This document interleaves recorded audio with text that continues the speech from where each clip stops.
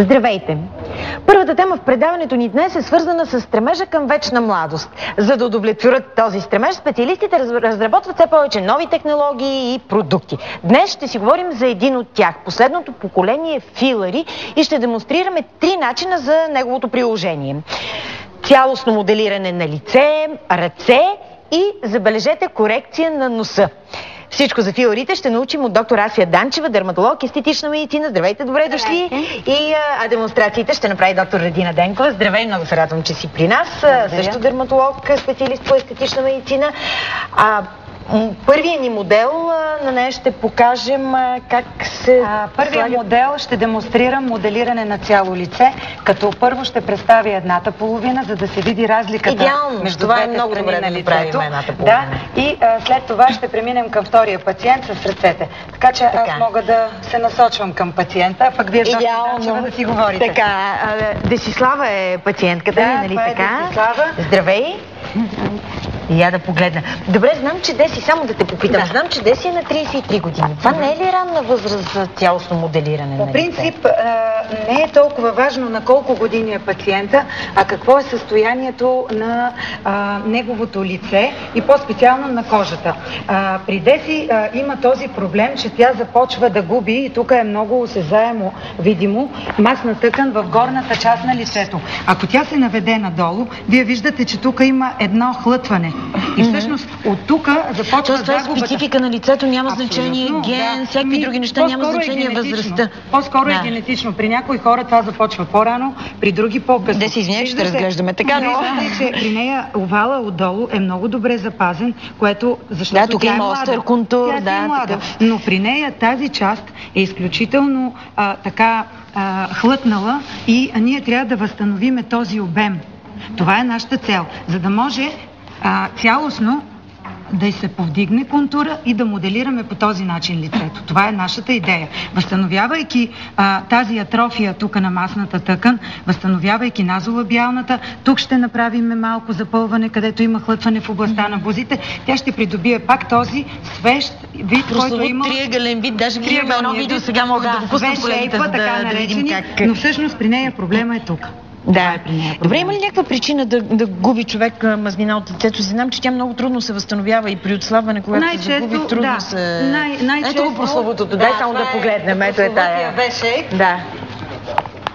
Да. Така. Горе е по-широка, долу характерната форма на всяко младо лице. В случая за това, което си говорихме, при нея... Мисля, че причината... моля те, тук трябва да ми покажеш. Всъщност, това нещо, което е тук триъгълник, се смъква горната част. Да, и се промени с възрастта. Да. Много.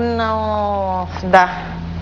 Добре, попитахте тази мазнина, която се губи от лицето. Вярно ли е това, което съм чула, че много трудно се възстановява, когато отслабва човек, загубвайки мазнините в лицето, а след това пълне връща на други места, но в лицето много сложно? Точно така, да. Това е причината. Може би това е наистина остаряването на лицето. Ако не беше този основен проблем, лицето щеше да бъде винаги свежо, плътно. Тук знаете, че и колагена играе голяма роля. Загубата на колаген води, но тя при нея има всъщност колаген и процедурата ще бъде много ефективна, защото при младите хора образуването на колагена е по-бързо. И така, че те имат резерв и запас и при нея ще наблюдаваме един много хубав резултат. Аз ще отида при доктор Данчева да поговорим малко за това ново поколение филъри. Само как се започва? С какво започваме? Аз съм начертала пациентката, т.е. винаги трябва да маркираме. Да, в седящо или стоящо положение трябва да маркираме, защото лягайки и назад на кушетката, тя променя мястото, където трябва да инжектираме. Затова винаги маркирам в седящо или стоящо положение, за да отбележа точно местата на депресия. И това е много важно, за да бъде много точно поставен продукта, разбира се. Сложим една лампа отгоре да свети, сигурно ще още по-да. Както каза една моя приятелка и пациентка, не искам да споменавам името й, защото е така публична личност, но казва, моля ти се, направи нещо, защото цялата съм в дупки. Така че отгоре наистина се забелязва. Но целта ни е ние да запълним тези празнини и да дадеме Ето това, добре, това, което е очертано е тук, назолабиалните гънки. Да, правим една хубава скула, където тук, виждате ли, от тази страна, тук си е хлътнало. Да. Правим едни назолабиални гънки, запълвам това хлътване, тази депресия. Правиме марионетните линии, защото навеждайки... Марионетни, да, марионетките са тъжни и те дават тъжния израз на едно лице. Да, всъщност правиме марионетните линии и след това много малко искам тук да подчертая, за да й дам една ширина, защото тя има много остро лице. Точно така. И това нещо много малко ще я разшири, ще й даде един една естетика и хармония в Добре, оставам, след малко ще идвам пак. Сега доктор Данчева да попитам. Фиорите са нещо, което е познато от много време.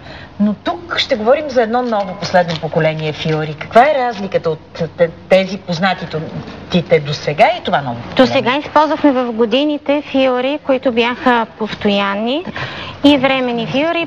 Постоянните фиори остават в организма за цял живот, но по принцип това не се разграждат, но по принцип това са някакви чужди субстанции, които определено организма приема като чуждо тяло и може да изгради към тях някаква реакция. Така че силиконови гелове си спомням. Така че те до някъде не се знае колко са здравословни за организма. Постепенно навлязаха временните фиори. За тях е характерно, че те с времето се разграждат, елиминират от организма.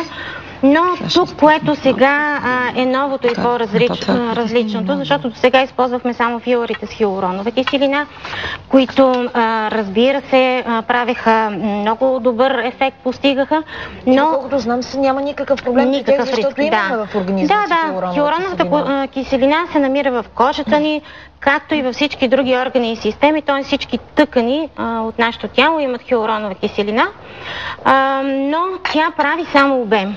И след това постепенно се разгражда във времето от един ензим, който се нарича хиалуронидаза, който всички ние имаме в нашето тяло и постепенно се елиминира. Това, което е новото и по-интересното, което искаме ние да запознаем зрителите, че вече има нещо различно, нещо, което не само осигурява обем, но нещо, което много мощно стимулира синтезата на колаген, т.е. един стимулатор, който значително увеличава продължителността на ефекта. Тоест стимулира и производството на колаген. Значи при това ново поколение фиори можем да говорим не само, че постигат добър ефект, но че са и полезни едва ли не. Полезни са, разбира се, полезни са. Те укрепват кожата, възстановяват я, правят лифтинг на кожата, така че значително възвръщат младежкия вид. В крайна сметка по-важно е не да ремоделираме лицето и да направим така, че пациента да не се познае, а да го върнем в неговия младежки вид. Имаше един уклон такъв преди известно време. Надявам се вече да спират да го правят дерматолозите. Спират, защото ние запознахме пациентите така много широко и вие, и те вече знаят за какво става въпрос. Какъв е съставът? Добре, наистина съм чувала само за хиалуронова киселина, като филър, който е естествен, който след известно време, разбира се, абсорбира, изчезва, но пък по никакъв начин не може да нанесе вреда. Сега говорим за друго поколение, много ефикасен, много добър филър. Какво има в него, ако не е хиалуронова киселина? Също така не може да нанесе никаква вреда, защото той съдържа съставки, които са изключително биосъвместими и биоразградими. И основната съставка тук са едни микросфери от калциев хидроксиапатит, които са основният виновник за стимулиране на синтезата на колаген, защото те активират клетките на съединителна тъкан да произвеждат такива млади колагенни влакна и да укрепват кожата. Съжалявам, само косата малко ще премества от микрофона, защото не чуваме добре. Така. Стимулират производството на колаген. Освен това, те се задържат много дълго време в кожата. А този калциев... Колко дълго? Година, две... Но най-малко през това време непрестанно продължава да стимулират синтезата на колаген и всъщност е доказано, че последната микрочастица калци, която съществува в кожата все още, продължава да стимулира и колаген продължава да се образува. А все пак ще бъде интересно да кажем на зрителите, че тези микрочастици от калци са нещо, което е минерална съставка на костите и на зъбите и затова говорим, че нещо абсолютно биосъвместимо. Нещо, което имаме в организма. организма? Нещо, което го имаме, нещо, което... Тоест алергиите са почти изключени? Абсолютно са изключили, затова не е необходим и тест за алергия, преди да се започне работа с продукта. Освен това, тези частици са разположени в един гел. Този гел осигурява незабавния ефект, като коригира неравностите, депресиите и загубата на обем. Тоест гелът създава обем, а тези частици водят до синтеза на колаген. И така удължават все повече и повече времето на действието. И това е хубаво, че пациентите след процедурата моментално на секундата ефекта се вижда много значително. Да. Аз искам да видя тук как става инжектирането и Деси да питам. Деси, боли ли те? Сигурна ли си, миличка, или какво да кажеш сега? Леко се чувствам подута. По принцип не е много... Тя се чувства подута от лидокаина, който присъства вътре в разтвора, защото продуктът е много плътен и се разтваря с лидокаин, за да може по-лесно да се работи с него и всъщност да бъде и по-безболезнено за пациента. От друга страна, виждате, че иглата е изключително тънка, финна и е с отново хубава стомана. И с нея се работи прекрасно. Просто много лесно влиза. Въобще работата е удоволствие и за самия лекар с този продукт. Това ли е начин? Кажи ми, инжектира се ето с такава игла? Това е единия начин. Другия начин, аз съм донесла едни канюли да ви покажа, но с канюлите тук по-бавно се работи, защото зрителите, предполагам, знаят по-голяма част от тях, че канюлата е с тъп връх и тя по-трудно пробива самата кожа. Тоест по-болезнено? Не, напротив, тя е по-неагресивна от иглата. При нея не се получават толкова хематоми, защото няма остър връх, който да пробива, но по-трудно преминава през тъканите, заради тъпия ъгъл. Това е причината. Но тя пък не пробива съдовете. Тъпият ъгъл, ето това е канюлата. Това ли е? Това е. И по-бавно се работи с канюлата, иначе бих показала с удоволствие, но ще ни трябва двойно повече време, за да направим една пациентка с канюла. Разликата няма да се види, аз само ще взема тук игличката, но няма да се види, защото тя е така много минимална, върха е толкова тънък, че не може да се види. А тя е по-дълга. Да, за да може с едно обождане, тук също става с тази игла, но с един вход да се обработи максимално голяма площ. Това е идеята при канюлата. Тоест да имаме малко обождания, да няма хематоми и да бъде всъщност атравматично. Без да се вади, значи все едно влиза се от тук и се върти канюлата и може да се обработи почти половината. С това също може, защото тая игла е по-дълга, отколкото иглите за филарите. Не, по-дълга, за да се сложи по-дълбоко филър или няма нищо общо? Дълбочината се определя от техниката, не от дължината на самата игла. Дълбоко трябва да се сложи този филър? Където има костна структура, той трябва да бъде, да се достигне до коста и да се имплантира малко над коста, за да се задържи дълго време и да бъде естествено естетически. Това е, защото ако се сложи по-повърхностно, той ще се вижда, да, точно така. Той ще има... Аз пък си мислех, че слагането по-повърхностно по-бързо ще се разнесе. Не, той е много плътен филър и затова трябва да има дълбочина на поставянето. Аз от тук вече виждам разликата отгоре, защото виждам как едната буза се Тя е почти видима, просто имам ето тук малко да довърша ето това. Деси, сега ако те боли, ще търпиш, защото пък ще станеш красива много. И ние сме готови с нея, защото аз сега ще направя само един лек масаж. Защо се прави масаж? За да може хубаво да се разпредели продукта. Това е целта на масажа. Тоест той не застава веднага, може да го моделираш? Да, леко може да се моделира, да. До колко дни? Това да не си го няма. Веднага се моделира. Даже доктор Данчева след това ще ви покаже самия продукт какво представлява. Искам след малко ще видим наистина какво представлява, само да... Така. Ето, даже ти виждаш, че много малко кървене има, много... Да, почти не виждам. Почти няма кървене. Така, сега просто ще... Имаш буска вече. Не си съвсем, но сега да видим какво ще се прави. Просто леко моделирам местата, където съм. Сега, при нея, тук много е важно да не прекаляваме с продукта. Това също е важно. Ами защото след 2 месеца продукта, самите частици калциев хидроксилапатит започват да стимулират колагена. И той още ще дойде обем. Разбира се, и ще има още обем и за това трябва много да се дозира, много добре да се дозира продукта, за да не се постигне така наречената овердоз, т.е. да се прекали с дозата и след това тя да стане с едни плътни бузи, които всъщност не е нейната същност. Тук и оправи малко и ето тук ми се струва. Тук също и тук сложих малко в този. Да, тук също малко намалих, но това нещо ще се развива във времето. Ние не е необходимо да я правим тук. Да моделираме малко, че искам да изправим, да я погледнем. През това време доктор Данчев да ми каже принципа, какъв е, слага се, веднага този гел започва, т.е. гела създава обем. И изглажда неравностите по кожата или запълва липсващия обем. И тук се виждаше на слайдовете преди малко едни кръгли частици. Кръгли частици, които се настаняват там, където трябва. Ето ги, тези кръгчета, това са калциеви хидроксиапатит, калциеви микросфери. Те стимулират, ето тук вижда инжектирането, след малко неравността се запълва, изглажда се, така се инжектира на няколко места, за да има на повече места микросфери, за да стимулират повече фибробласти да произвеждат колаген. Това са частиците.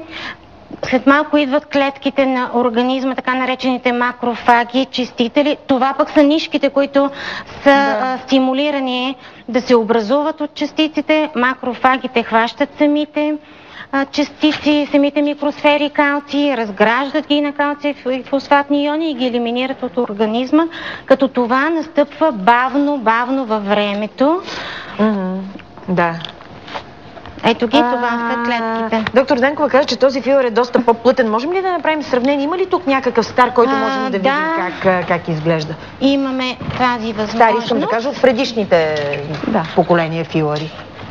Я да видим. Аз така как да преценя? Можем ли нещо малко да... ще ги... Тук е малко бяло, не знам колко добре ще се види. Това е филър, може би на нещо по-тъмно. Чакай да трябваше да го сложим. Искаш ли една? Ще използвам една ръкавица, съжалявам, но това ми хрумва, че е единственото, което е в... Това е филър, съдържащ хиалуронова киселина. Виждаме как филъра е значително по-рядък и не мога да видя още, защото оня не знам какъв е. Да, малко се поразлее, ако се разтича.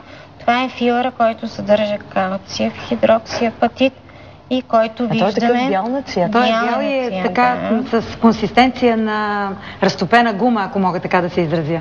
Защото наистина стои като... Той остава и прави значителен обем, надига кожата нагоре и... заличава много по-бързо обема и възстановява. Освен това, по-плътните, по-вискозните филъри обикновено не мигрират, а си остават на място, където точно са поставени, а пък по-високата еластичност на това поколение филъри му позволява да противодейства много по-добре на силите на гравитацията и на отпускането на кожата. Гравитацията, ако я преборим, ще е много добре. Я да видим. Тя няма дори посиняване. Ти не успя да се видиш, но ние те виждаме и наистина има ефект. И то... Чакай малко. Сега гледай към камерата, ти после ще се гледаш. Нали се вижда? Аз поне виждам много явно. И как да не се вижда? Гънката под окото... Да, абсолютно. Тя е просто повдигната. Едната цялата и страна е повдигната. Тази, която е работена, ето тя личи, че е лифтирана нагоре. Тук е извивката още от другата страна, тук е обла и съвсем по друг начин... Тя просто едната и страна в момента е по-смъкната, а другата е по-повдигната. Деси, много си сладка. Аз предполагам, че сега и от самото обождане, колкото и да е внимателно и да няма насиняване, все пак леко... тя е леко еритемна, но тази игла позволява да се работи много леко и да няма много травми. Така че...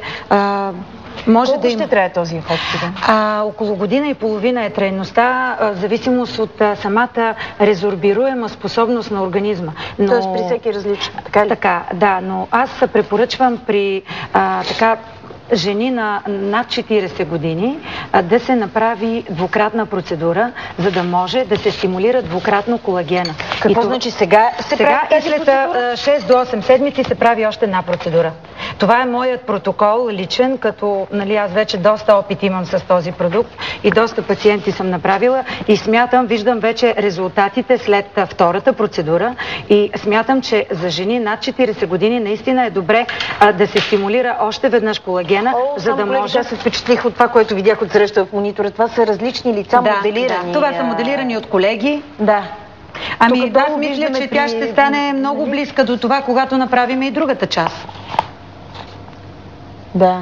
Ето тук едно такова по-хлътно, като не е лице, по-изпразнено. Всъщност, голямото предимство на този продукт е при този тип лица, които са хлътнали и с загуба на обем. Разбира се, че можем да правиме назолабиални гънки, можем да правиме само скули, можем да правиме само долу, да изравняваме тази част, но всъщност най-голямото предимство е изключително доброто моделиране на цялото лице. Това за мен е предимството на продукта.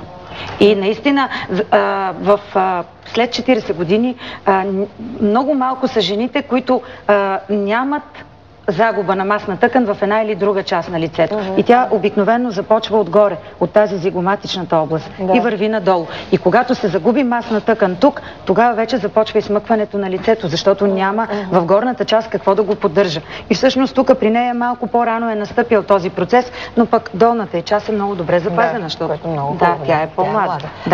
Добре, нещо трябва ли специално да прави сега Деси? Нищо специално не трябва да прави. Просто няколко дни да не се подлага на топлинни процедури, както за всички останали процедури естетични. Сауна, да речем, точно, почистване, парна баня, тези неща. Всичко останало... Трябва ли да внимава как спи, да спи само по гръб? Не. Напротив, след един-два дни лицето, спейки на една и на друга страна, просто самата форма вече става много естествена. Абсолютно, без никакво мърдане в една или друга посока, защото видя, че самия продукт е изключително вискозен и поставянето му в определените места не гарантира, че той ще остане. Че няма да мигрира. Добре, айде сега да я освободим Деси, защото искам на нея... Деси ще те довърши после доктор Денкова, няма така да си останеш за може да бъде сигурна, другата така.